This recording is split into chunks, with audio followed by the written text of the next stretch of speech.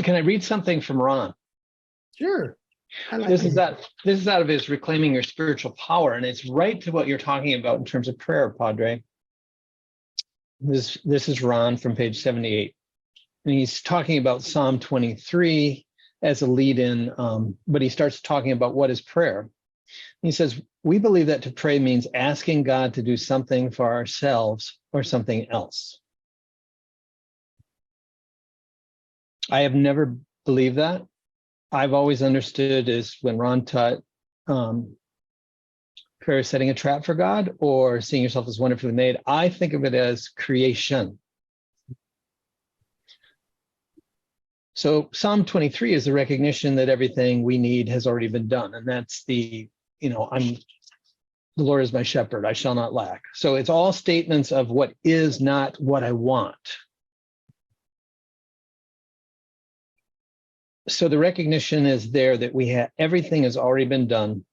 As I noted before, Jesus never asked God to do anything to heal those he laid his hands on. Even in the Garden of Gethsemane, Jesus wasn't asking for anything. He was saying that he would do whatever was in God's will, even if it wasn't God's own preference.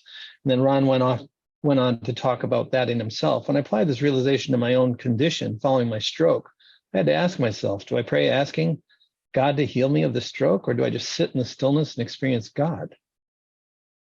Keep in mind that when Jesus said, seek first the kingdom and all things will be added to you, he was saying that God already knows our needs and has responded to them before we ever ask. So I realized I was no longer to pray for my own healing, but only to remember the covenant of humility with God that's spelled out in the Bible. Now, I can speak to this myself too, because in the journey of my illness, which is always something I use as a growth tool, and I keep repeating that to many who want to keep hearing that Dana got sick from COVID or this or that. Like, no, Dana had to take a step. And Dana uses illness because he comes from a medical family to take that retreat to go inside. But I found myself doing the same thing. And it was only the other day that I remembered something from 25 years ago. I was so motivated, and instead of asking God for things to help me, I asked God to lead me forward.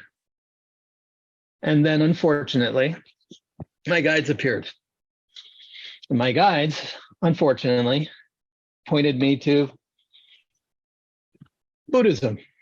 And I was like, I don't want anything to do with Buddhism. And the next thing, they pointed me to Ron Roth. I said, I don't want anything to do with Christianity. They pointed me to therapy, which I'd already decided, yeah, maybe I need that. But what I realized was that I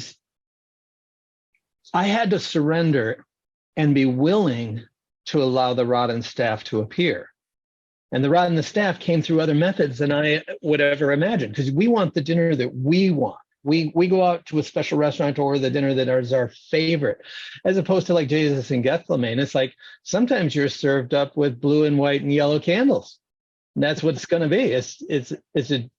It's a celebration of the Judaic New Year, or what are we doing truly here? So it was in that state that I said in my last talk that I had a realization of my guide saying, you never are really meeting us to be grateful. You're just kind of saying, thank you, God, but not really like looking us in the eyes and seeing these angels. And I realized, well, number one, I thought, am I allowed? I mean, aren't we supposed to be respectful? And it's like, oh, yeah. No, I teach not to do that. I teach to meet them face on, because that's what they want. They want us to rise to that vibration, not be subjugated where they're treating us with little dog treats, like we're doing a little special, I rolled over. Do I get a treat now? I behaved. Don't I get the job that I always wanted? Don't I get the relationship I wanted? Don't I get healed of this thing? Instead of understanding, maybe this is the path. And the path has so many doors that could open the horizons.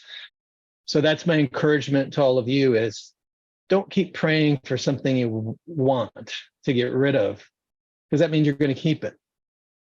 Open to what God's will is in your life and see where it takes you.